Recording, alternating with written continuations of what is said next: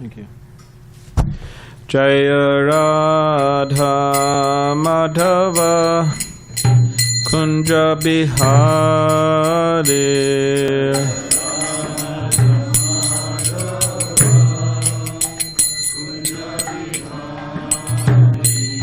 Jaya Radha Madhava Kunja Bihari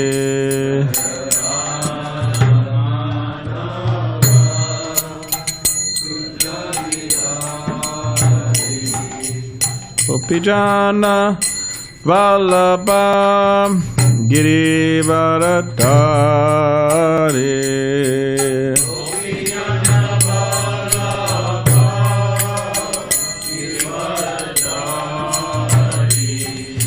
Gopijana Vallabha Girivaradhari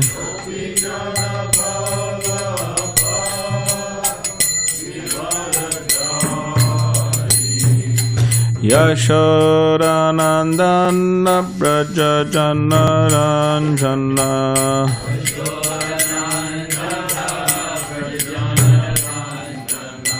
Yashodanandana vraja janaranjana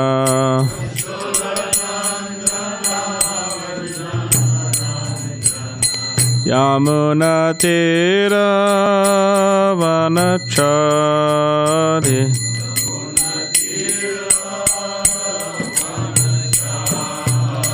Yamuna tira vanachari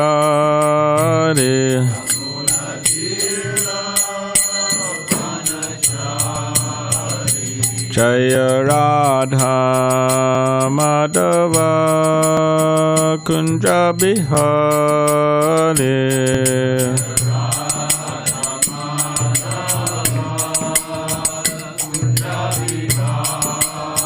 Jaya Radha Madhava Kunja Bihari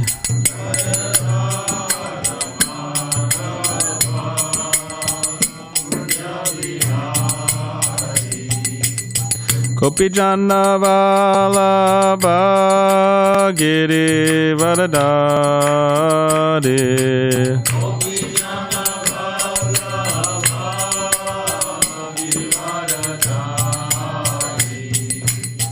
Gopijana Vallabha Girivaradhari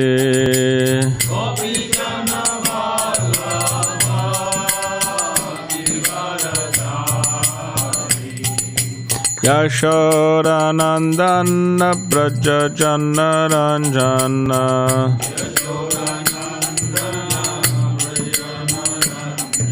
Yashodanandana vraja janaranjana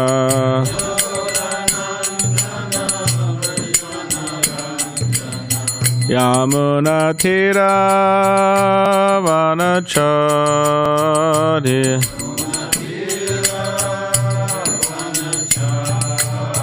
Yamuna tira vanachari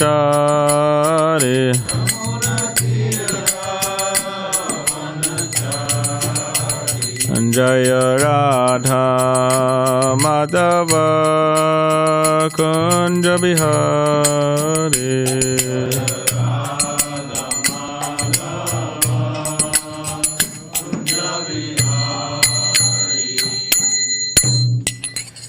Jai Om Vishnupad Paramahamsa Parityajya Ashtatarashata Shri Srimad Divine Grace Bhakti-Vedanta Swami Prabhupada Ki Jai Jai Om Vishnupad Paramahamsa Parityajya Ashtatarashata Shri Srimad Divine Grace Bhakti-Vedanta Swami Prabhupada Ki Jai Anantaka Devotional Vrinda Ki Jai Namacharya Shri Haridas Thakur Ki Jai Prem Sikaho Shri Krishna Chaitanya Prabhu Nityananda Shri Advaita Gadadhar Shivas Adi Gaura Bhakti Vrinda Ki Jai Shri Shri Radha Krishna Gopa Gopinath Shama Kund Radha Kund Giri Govardhan Ki Jai Vrindavan Dham Ki Jai Navadvip Dham Ki Jai Ganga Imanamaya Ki Jai Tulsi Maharani Ki Jai Bhakti Devi ki jai, Samaveta Bhakta Vrinda ki jai. All glories to the assembled devotees.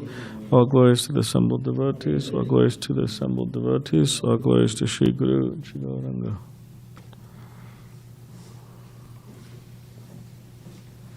Can you turn on the fan? Om Namo Bhagavate Vasudevaya.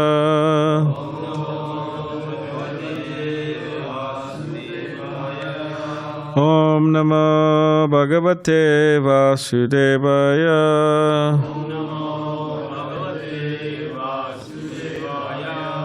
Om Namo Bhagavate Vasudevaya.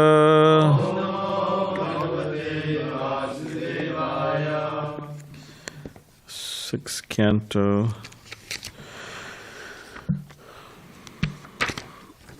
Prescribed duties for mankind, chapter 17, Mother Parvati curses Chitraketu, text 18. So if everybody could please repeat after me. Samsara-cakra etasmin jantur ajnana mohitaha brahmyan sukam cha dukam cha bhukte sarvatra Sarva-dharmān samsara chakram etasmin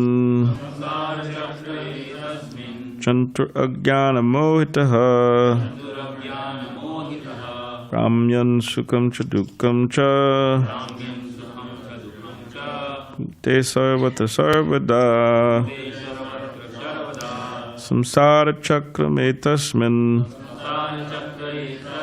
jantur ajnana mohitaha brahmyan sukam cha dukam cha bhukte sarvatra sarvada samsara chakra etasmin jantur ajnana mohitaha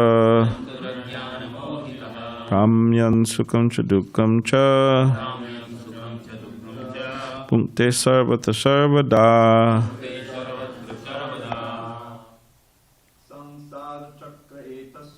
samsara chakra etasmin jantur ajnana mohitaha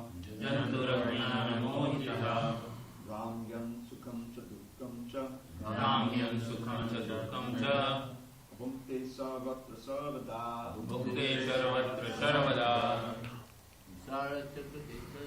samsara chakra etasmin jantur ajnana mohitaha brahmyan sukam cha bhukte sarvatra sarvada samsara chakra etasmin jantur ajnana mohitaha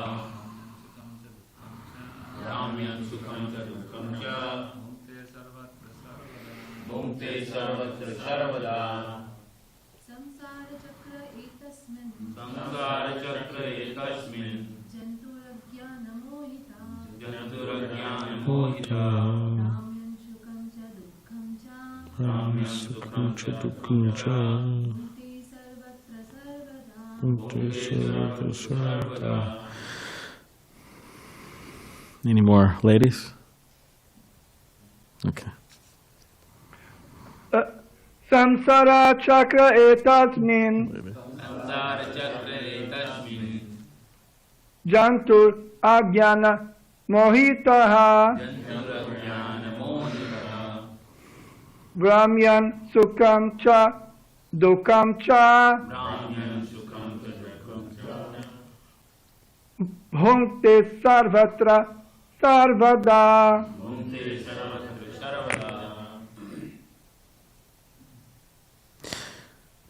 Samsara chakra. In the wheel of material existence. Etasmin. This. Jantuhu. The living entity. Ajnana mohitaha. Being bewildered by ignorance. Brahmyan. Wandering. Sukam. Happiness. Cha. And dukam, distress. Cha, also. Punkte, he undergoes. Sarvatra, everywhere. Sarvada, always. Translation and commentary by His Divine Grace, A.C. Bhaktivedanta Swami Prabhupada. Deluded by ignorance, the living entity wanders in the forest of this material world, enjoying the happiness and distress resulting from his past deeds, everywhere and at all times. Therefore, my dear mother, neither you nor I am to be blamed for this incident. Purport. As confirmed in Bhagavad Gita, chapter 3, text 27, Prakate krimanani gunai karmani sarvashaha ahankara vimudatma kartaham iti manyate. The bewildered soul, under the influence of the three modes of material nature, thinks himself the doer of activities that are in actuality carried out by nature. Actually, a conditioned soul is completely under the control of material nature. Wandering here and there, always and everywhere, he is subjected to the results of his past deeds. This is carried out by the laws of nature, but one foolishly thinks himself the doer, which in fact he is not. To get free from the karma-cakra, the will of the results of one's karma, one should take to bhakti-mārga, devotional service, or Krishna consciousness. That is the only remedy. Sarva-dharmān parityajya ekaṁ śaraṇaṁ vraja. Om ekarativadandasya kananchana shalakaya chakshulanmalitamena tasmai shri gurave namaha mukam karitivachalam bhagam langai tegadim yakripa tamaham vande shri gurundiritaranam shakapadivasya kripa sindhuvevacha patitanam pavanebhyo vaishnavebhyo namo namaha. Jai Shri Krishna Chaitanya Prabhu Nityananda Shri Advaita Gadadhar Shivasadi Gauda Bhaktivinoda. Hare Krishna Krishna Krishna Hare Hare, Hare Rama Rama Rama Hare Hare. Okay, translation again. Deluded by ignorance, the living entity wanders in the forest of this material world, enjoying the happiness and distress resulting from his past deeds, everywhere and at all times. Therefore, my dear mother, neither you nor I am to be blamed for this incident. So today is August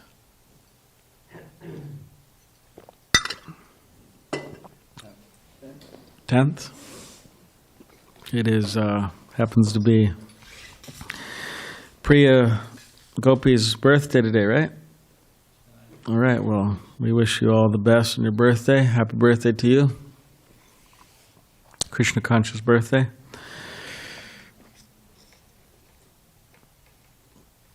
So there, this particular verse, like any other verse or any other commentary, can be seen in different ways, and it many times is seen in different ways, if not all times. Of course, there's, you could say, logical,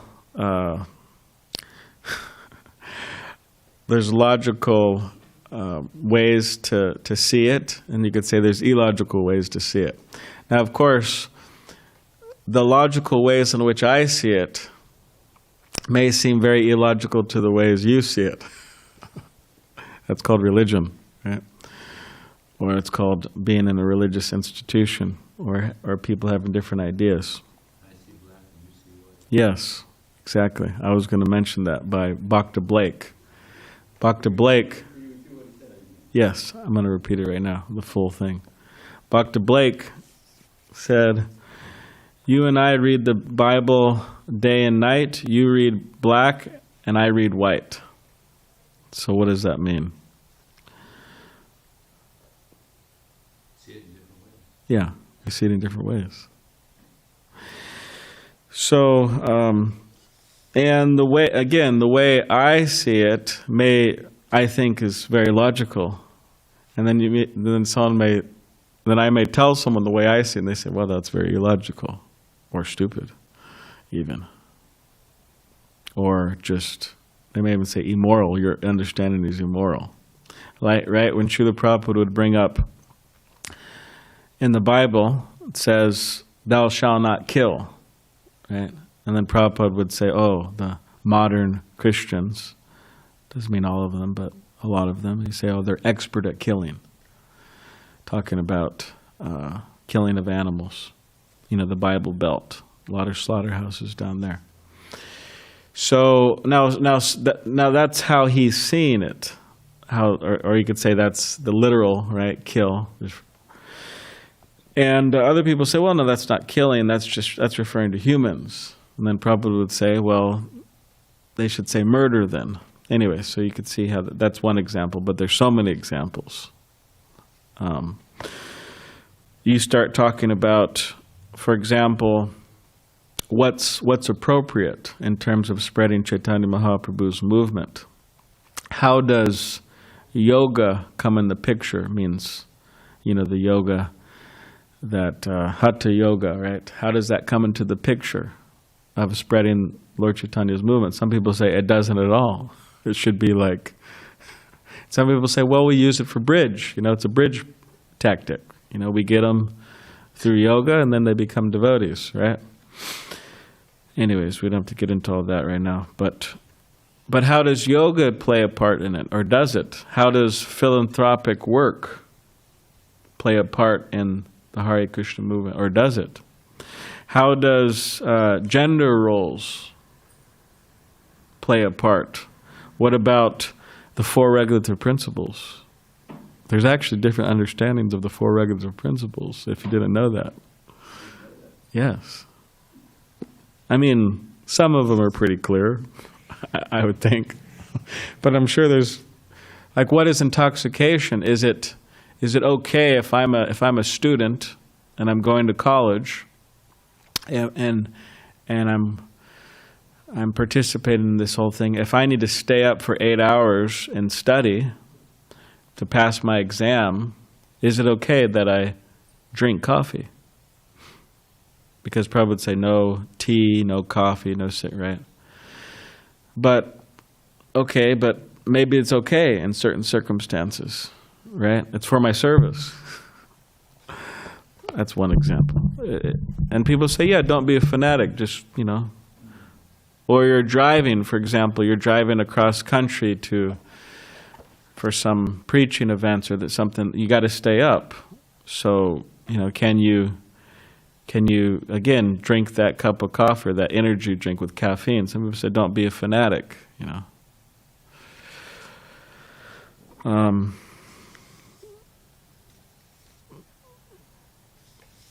So anyways, and there's different, the point is not to get into all that right now actually, but there's different understanding. There's the other three principles too that people have different understandings of. Yes? So could you drink tea if it was decaffeinated? It depends who you ask.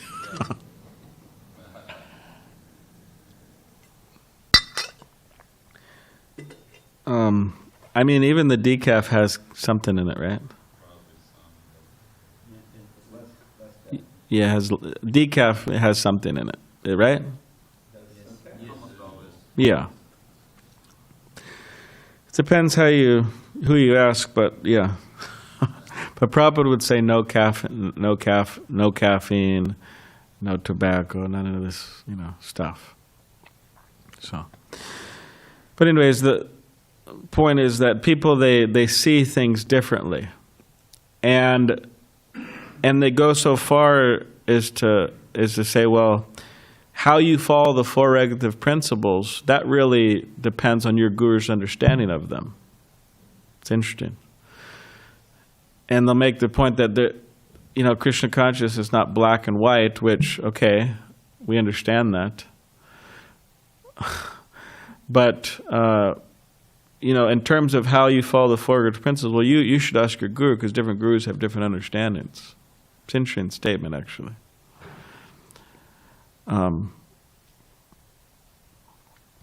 Because you would think that it's a pretty clear. It's pretty clear what it means to follow the four regulative principles, for example. Anyways, Jay Advaita Swami, he's writing a book about it, right?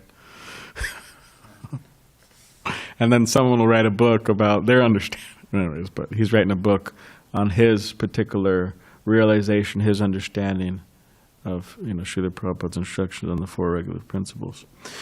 So this particular verse, it's saying that here it's saying, therefore, my dear mother, neither you nor am I to be blamed for this incident. It's saying, oh, it's just the modes of material nature, right? Prakriti, kriyamanani, gunai, karmani, sarvasha.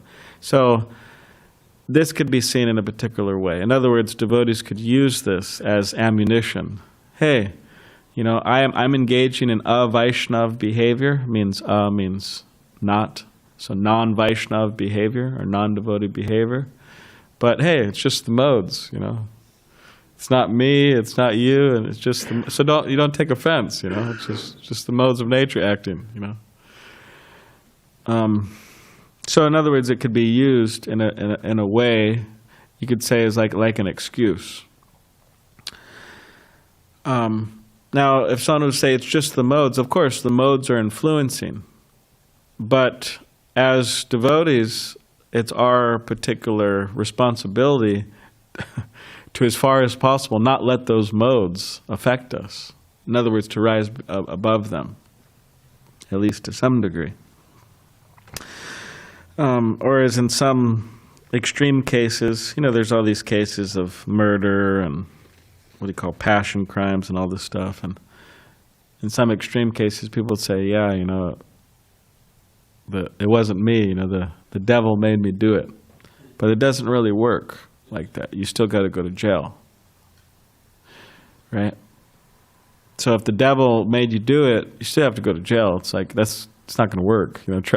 Don't try it, but people have tried it, you still have to go to jail. So similarly, we may say, well, hey, it's just the modes of material nature. I lashed out on you, I did this, I said this, whatever.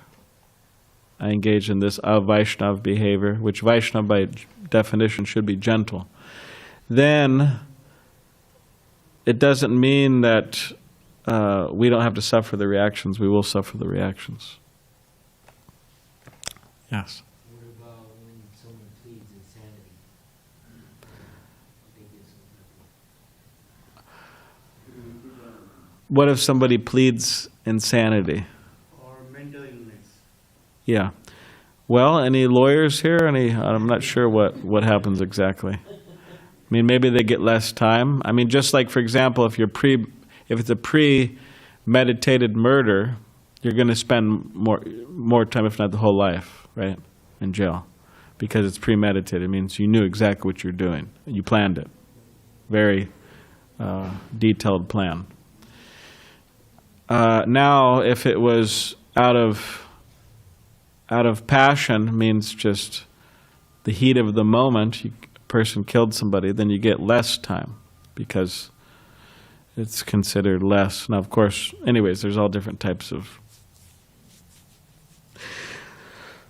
so yeah, maybe if somebody was plead insanity or this and that, then they'll get less or however they want to do it. But at least within the particular, what we're talking about here, that we cannot just say it's the modes of nature and not expect a reaction. There will be a reaction. We cannot escape our particular... Yeah, we can't escape the results of our actions. It's impossible.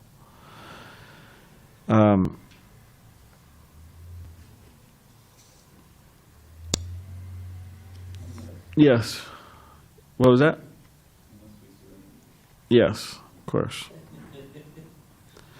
We cannot escape the results of our actions unless we surrender to Krishna.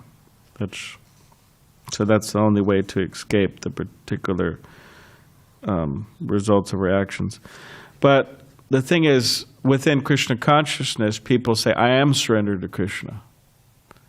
And I'm surrendered to Krishna, and I'm acting offensively. I'm engaged in a Vaishnava behavior, and I'm surrendered to Krishna. And they think that they will not suffer reactions because they're surrendered to Krishna. Surrender to Krishna means they follow the four regulative principles, they chant 16 rounds, they engage in the different aspects of bhakti yoga, they're initiated by a bona fide spiritual master, they've accepted leadership roles within ISKCON. They may think they could do whatever they want, more or less, and not experience the reaction, but they will. So in that sense, for devotees who are thinking that they can escape the reaction, even though they may be surrendered to Krishna to whatever degree, they can't.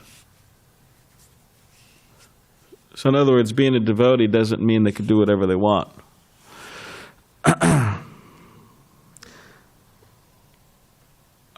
So that's another way of seeing that. And you could say the issue with seeing things in different ways, or can come because because actually by purity we're able to see things properly. That's how we see things properly. For example, Krishna. Krishna's on the altar, Archa Murti, right? Archa Vigraha. Now, how we see the deity is based on our consciousness. And those with consciousness that is purified, or pure or purified, or getting pure, right, in the process, they're able to perceive Krishna to at least some degree, or at least accept that Krishna's there, right? Or the holy name, how we view the holy name of Krishna depends on our state of consciousness, right? People think, oh, this is terrible, I don't want to chant, it's whatever, right? This is a mundane sound, vibration. You guys are wasting your time. That's a particular type of vision. So similarly, while reading the scripture and you could say drawing conclusions, it's important that we that we understand that part of the equation, or part of the success formula, is us having pure consciousness, or else how can we understand? Or how can we draw any concrete conclusions? Therefore, it's advised that, okay, be a little humble before drawing concrete conclusions, because how pure is our consciousness? Say this is the way to see it. Well, okay, well, how empowered are you to see it?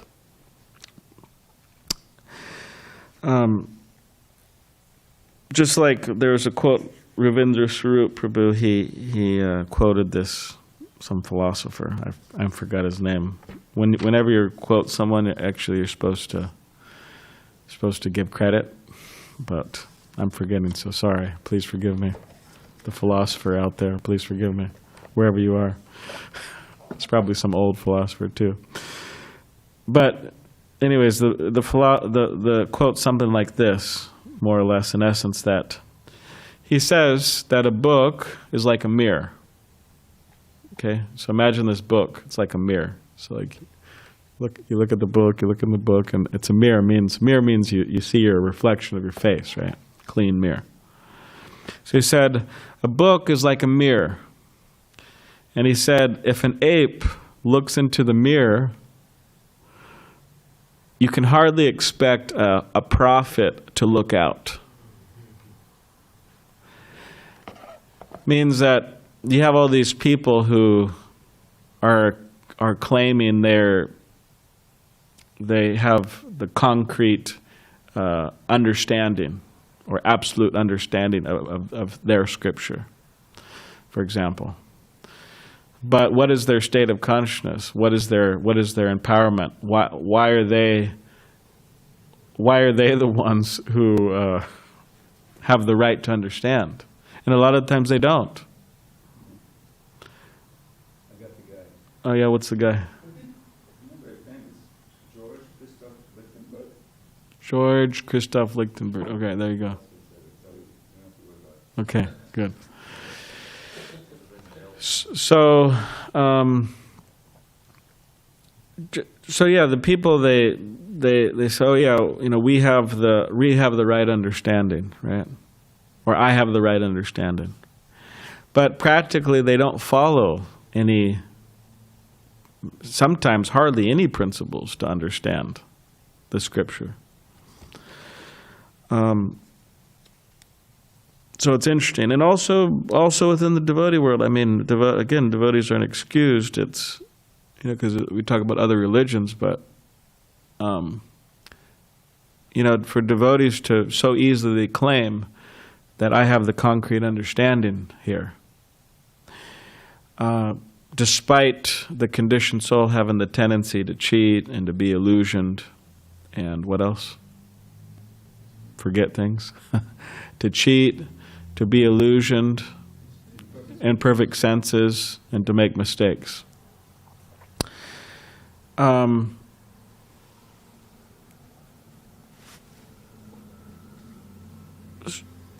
So previously, acharyas would comment on things, and people would humbly accept that, and they would accept what the acharyas say, and they wouldn't try to spin off in any other direction.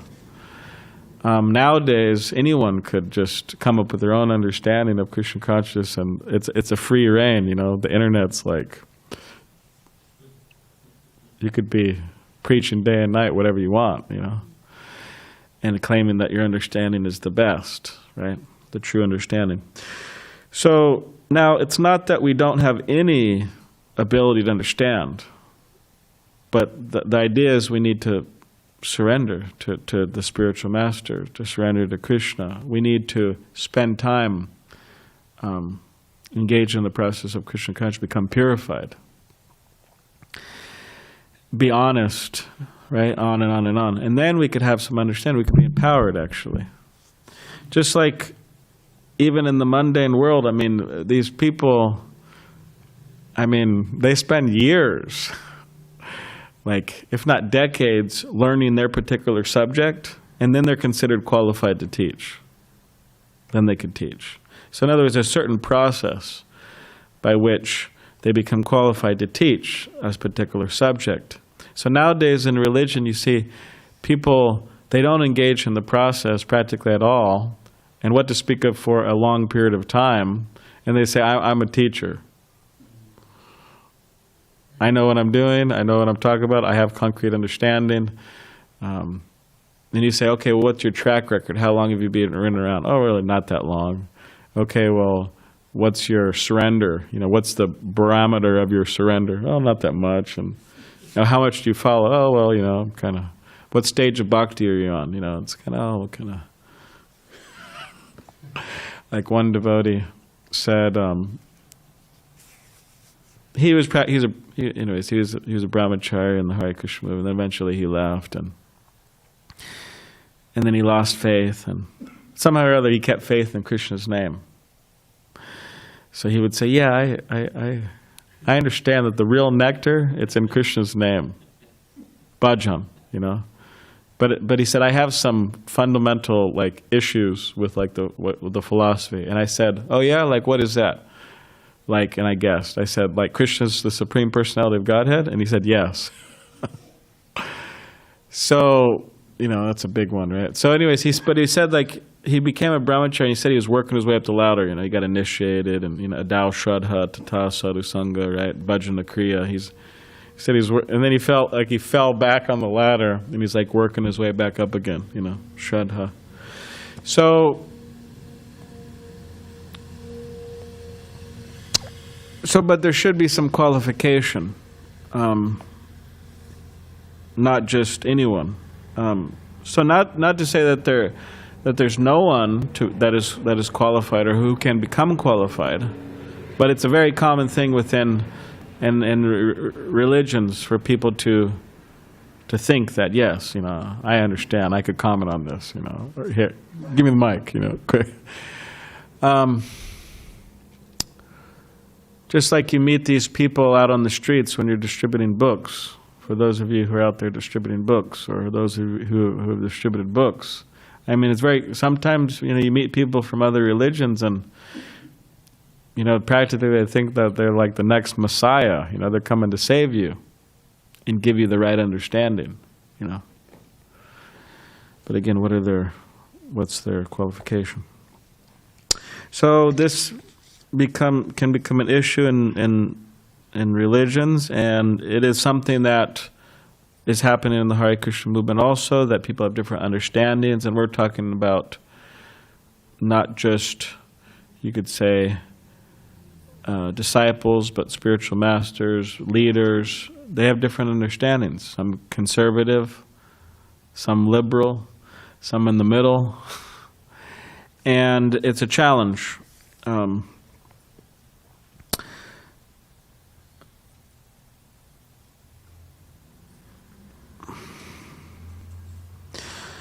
So then what do we do? What we could do individually is we could try to purify our consciousness as much as possible and not be so quick to have conclusive, concrete claims on our understanding of Scripture, especially if we haven't been around for a considerable amount of time. We should become purified. Practice, practice, practice, become purified, be honest, be humble, surrender to Krishna, and we will be empowered over time to have the proper understanding, and therefore be able to teach properly. So a couple more things, and before I say questions and comments. So the conditioned soul is completely under the control of material nature. So the idea is we want to become under the control of the spiritual nature. We're under control of Mahamaya. We want to become under control of Srimati Radharani. She's the queen of devotional service. We want to be under control of Srimati Radharani, the divine, soft-hearted counterpart of the Supreme Personality of Godhead. We want to be under her loving protection. We want her to have her eye on us, means to be lovingly, you could say, looking after us. But we also have to, it's a two-way, right, process. We also have to be willing to accept that protection. That's the deal. So we want to come under the control of the spiritual nature, and that is satatam kirtayantam mam, that we should always be hearing and chanting about Krishna, spreading Krishna's glories. And then we cannot be under control of this particular, these karmic reactions. And we have to give up this particular conception that I am the doer, means everything is going on, or at least some things are going on by my endeavor, but Krishna is given this ability. He is given the ability to speak, right? Krishna could cut me off right now if he wanted to, right? Krishna could stop the whole game immediately, if you want to call it a game. Krishna could stop everything right now. You know, all these big people, these, you know, so-called big players in the world. You know, California's full of billionaires, and they think, yes, you know, or New York, you know, full of billionaires, and these two places have the most. Anyways, it's not that it's of any real importance, but you know, they're like big. You know, oh yeah, you know, it's. I mean, Krishna could cut it off immediately. He could shut the whole thing down. You know, so it is by Krishna's mercy alone, especially, right? Hare Krishna movement going on. Prabhupada's mercy alone. Prabhupada told one of his disciples, he said, actually, everything is going on by my intelligence and your cooperation.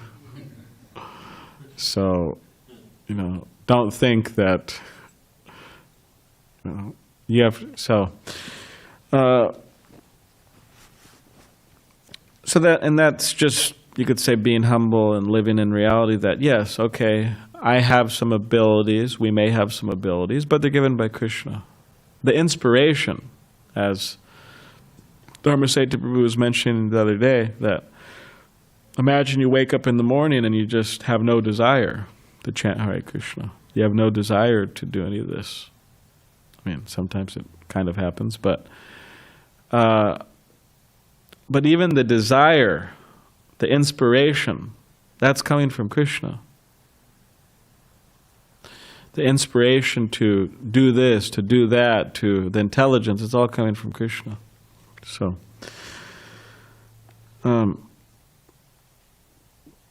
So yeah, but to get free from the karma-cakra or the samsara chakra, then we have to engage in devotional service, Krishna consciousness. This is the particular way. Oh, or else we're just cycling in this whole karmic circus and just being kicked around. And as devotees like this, Bajrayana Swami likes to quote Prabhu as being kicked around like a football. It means it's like a soccer ball, from pillar to post. Just being kicked around without any real control. So therefore, Sarva-dharmān parityajya ekaṁ śaraṇaṁ. If we surrender to Krishna out of love and devotion, then we're actually be able to have control, you could say, of our lives. Very valuable, actually, rather than just being, So does anybody have any question or comment? Yes, Joseph.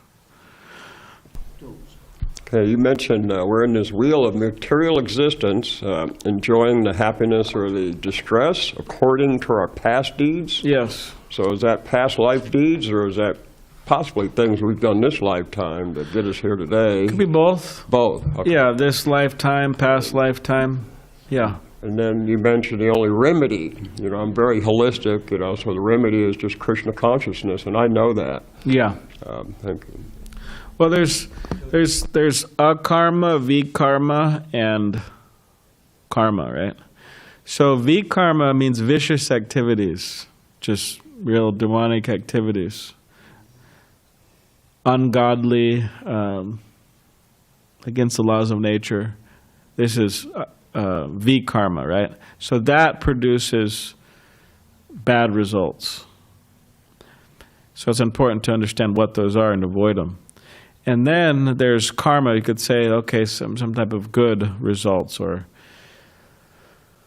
yeah. And there's many good things people do and people can do, which for those who are engaged in the direct process of Krishna consciousness, we would actually advise people not to do those. Like, for example, anyways, and then there's akarma activities. So akarma activities they don't produce any bad result and they don't produce any good result, just transcendental. You're free, right? There's no burden of, I'm doing this good thing, right? And then we have to experience the good results. There's none of that, or I'm doing a bad thing and then I have to experience the bad results. Nothing like that. It's freedom. The burden's lifted. Karma, there's no good, there's no bad karma. It's just devotional. So that's the way we should want to live. Just like, for example, with prasadam, food cooked with love and devotion, offered with love and devotion, and accepted by devotees or people. Prasadam, offered, actually accepted with love and devotion. Should be cooked with love and devotion, offered with love and devotion, accepted with love and devotion. Prasadam. So that has no karmic, there's no karmic thing going on there. No bad karma, no good karma. It's all transcendental. It can be spiritualized.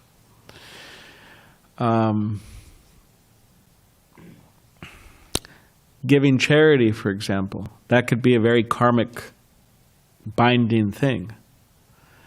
You give charity to a sinful person that's going to do vicious things with it. That's bad karma. You give charity to a good institution that's going to do good things with it. That's good karma, but it's also entangling. It's better, but it's also entangling. Right? Because with good karma, for example, you might get more money, then you may become bewildered. Or there might be some good fortune coming your way in the form of whatever, and you might become bewildered by that, right? For example. But then you have charity, transcendental charity, right? Given to the Krishna consciousness movement, which God knows it needs, or at least it seems it needs some financial help. at least in comparison to the records and looking at other religious institutions, you got some of these religious institutions, they're like in the billions, you know, actually. Like high. I don't think ISKCON America's in the billions, for example. We might be like, what do you call it, check to check type of thing, paycheck to paycheck. But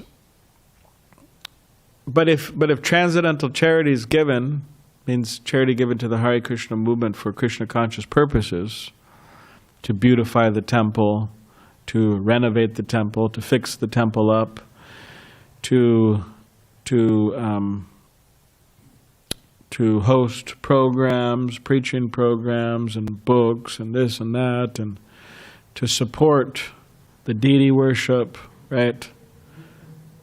To put on festivals, whatever it is, just things revolving around spreading Krishna consciousness, which renovation and beautifying the temple is part of that, then that's transcendental charity. There's no bad, there's no good result.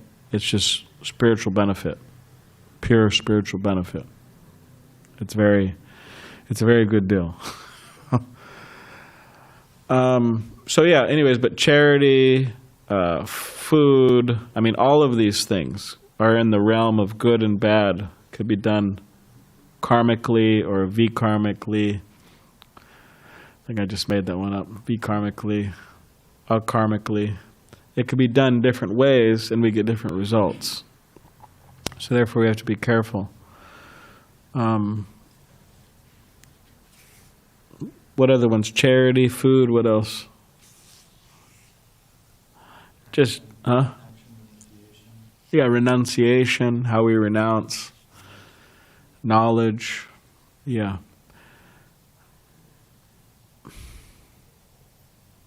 Work, that's why devotees say that you should try to work in such a way that it's less karmically involved as possible.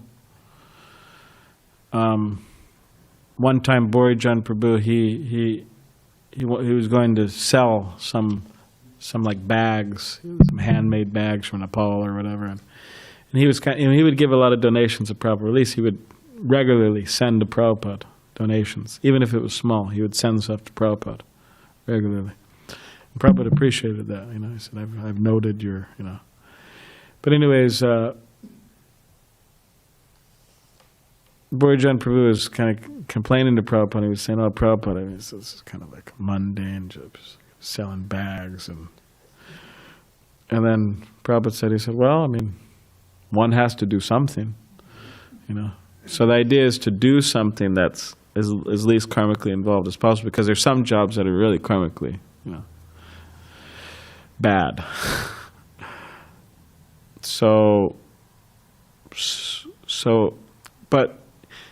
But practically any job nowadays, there's going to be some karmic stuff going on, right? So therefore, one of the purposes of that charity is to actually purify one's consciousness from that interaction. Just like you get an inheritance, for example. And those inheritance, it might come, the inheritor, okay, he didn't do anything, to get that money, sinful. But the people, where that money came from, it was from sinful means. So there is a there's a karmic entanglement there. And if that money is not used properly, then it's not good. It should be used properly to purify it. Just like Prabhupada would say, he got a donation one time and it came from sinful means. Prabhupada knew it. And Prabhupada said, "Oh, I can't accept this." He said, "I cannot digest this. It means it's going to affect my consciousness. I'm not, So anyways, there's a way to work. There's a way to give charity. There's a way to eat. There's a way to do all of these things without being entangled. It's very beautiful. It's very wonderful, actually. I think Govardhan and then Purushottama. Okay, Govardhan. Thank you, Bala. Earlier in your class, you mentioned how if you need to stay awake for test or exam, you may need to take caffeine.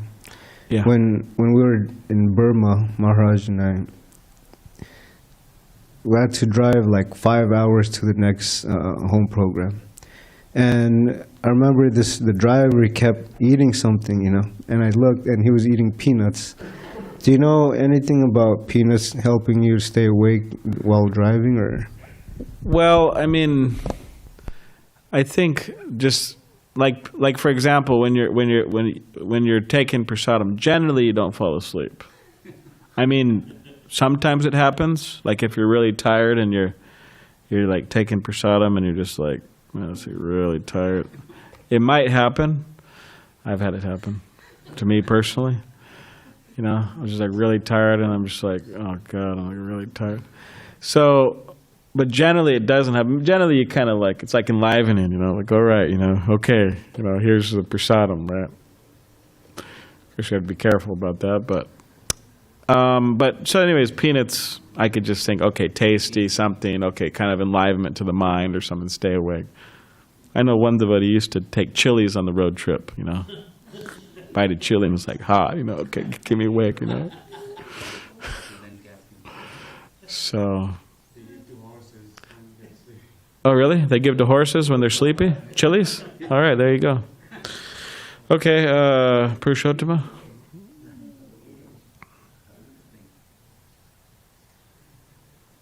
So you mentioned that Krishna says that the living entity consider themselves a doer, though the modes of nature is working. And then he says in later chapters that Sarvasya chaham hridishannavishto mati smriti jnanam apanam cha. Right? Like everything, memory, remembrance, knowledge, everything comes from me. And then previously he said that, everything is done by the modes of nature. So it gets sometimes difficult to delineate, right, our actions. So in this, another little elaboration. So yesterday there was a question we discussing from Tejwani Prabhu. Prabhupada saying that Chitraketu did not commit any offense. And the next verse saying that he is mentioning the same, that mother, it's not you, it's not me, it's mode of nature. Yeah. So is that Chitraketu's soul did not commit offense, but because his body, he acted through his body via the modes of nature to offense Lord Shiva. So how do this reconcile and establish this and practically implement?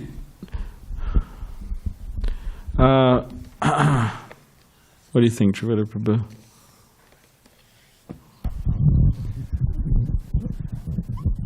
I was reminded of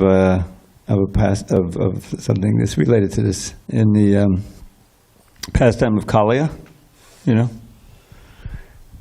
So Kaliya didn't know that Krishna was Krishna when he grabbed him, and he thought, well, this is pretty easy, I'll just hold him for a while, make everybody unhappy, and then I'll bite him, and that'll be the end of it. But they couldn't do that. Then Krishna, the story, he jumps out. And so there's a certain point where Kaliya, of course his wives are praying for him, please give us our husband back, this and that. But then when he also speaks, he says, look, I was born as a snake. And it's my nature. I'm just like, it's not my fault. I was just born as a snake. like you said to plead insanity. That's the same idea. Prabhupada tells a story on the tape how he knew about a trial, or he was there at the trial, and it was a murder, and someone was trying to plead insanity, so he called his witness, and it was a doctor, and they requested him, and a psychiatrist or whatever it was, and he says, well, as far as I could tell from my practice, everybody's crazy, the whole, which kind of covers everything. Well, So what I get from this is that Chitraketu is saying this saying that because like he said, well, look, I don't, this is just my fate. I'm not. I don't care. I accept the curse. You did the right thing, and so forth. But you're not responsible for cursing me, and this was just my karma, or this is just what happened to me. So I think that it's part of the whole pastime of that we're seeing, that it's a kind of a glorification of Chitraketu, that he could see it that way, that he's not blaming Parvati, and he's accepting the curse, and you just go on. So because certainly, those who are just entangled in the modes of nature, whether it's the modes of nature, or another way of looking at it, they're going to suffer. You're going to suffer the reaction. And so our whole philosophy is built on taking responsibility and changing our way of understanding who we are and what we are in this world, and on the basis of that understanding, changing our behavior, so that we can purify our whole existence. And so it's kind of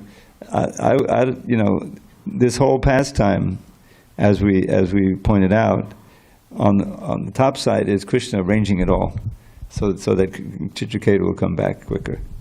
So I need to let me look at more of the commentaries and see what's going on, with that whole question.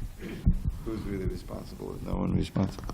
Thank you. So it is, what I understood is, the living entity is covered and at the same time guided by super soul in the heart. Right? We are covered at the same time guided by super soul in the heart. So in every action a living entity or a mind or intelligence ego takes through this body, every action done by this body has a choice. At some point we do have a choice to what to do, what not to do. For a fraction of a second, and that choice what we take, decision, like free will, right, is we are responsible for that, if nothing else, right? Is that? I mean, like, what about, like, because it say, neither you nor I am to be blamed for this incident. Now, of course, you could look at blamed in a different way. Like, there's different ways to kind of course, but it almost seems like, but they say a philosophical speculation or something, but because you could say, okay, well, hey, we're in this world, it's like things are bound to happen, there's bound to, this will happen, that will happen, we're not really to blame. It's just part of, being in the material world. Now you could say, okay, well, why are you in the material world? Then okay, then you are to blame, But any other thoughts about that? Deluded by ignorance, the living entity wanders in the forest of this material world, enjoying the happiness and distress resulting from his past deeds, everywhere and at all times. So, deluded by ignorance. Okay, therefore, my dear mother, neither you nor I am to be blamed for this incident.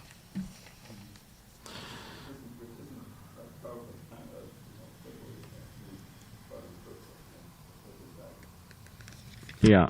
But aren't we responsible for turning away from Krishna and becoming deluded by ignorance? Everything, everything after that is a result of that first mistake. Yeah. So the only remedy is turning again toward Krishna. It's puzzling. Okay, on that happy note, turning to Krishna. Grantraj Srimad Bhagavatam ki jai.